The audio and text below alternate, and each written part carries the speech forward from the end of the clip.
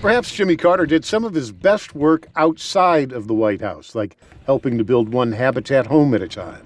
I remember when I learned that I would be in the project and I knew how old he was, I was like, he probably won't be working. He'll probably just be out here, just to be out here, you know? But he was working, he was building, putting up walls. We had pictures of him with saws, power saws. We had pictures of him actually working. Working beside strangers like Ambera Pruitt, so the homeownership dreams of she and others could become a reality.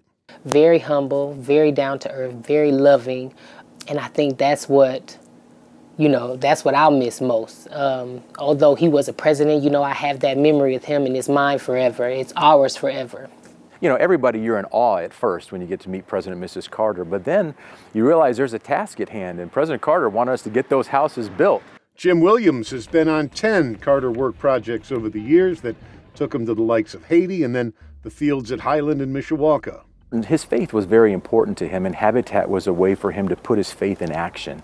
And it really went way beyond lip service. It went beyond just words. Apparently, Jimmy Carter wasn't just the face of Habitat, he was also a driving force. I was a part of the devotions one of the mornings, and I was allowed to shake his hand, and I have a picture of us shaking hands, and he just has the biggest smile on his face, and that's what I remember most. Like, it's just a beautiful place to call home, and if it wasn't for President Carter, we wouldn't have that. We're forever grateful, and these families, 76 families living in this subdivision, I know how grateful they are. President Carter's legacy lives in them, and then their children and grandchildren. Some of their grandchildren might one day inherit these homes, and the children also have the seeds of home ownership. The dream of home ownership has been planted in their hearts and minds.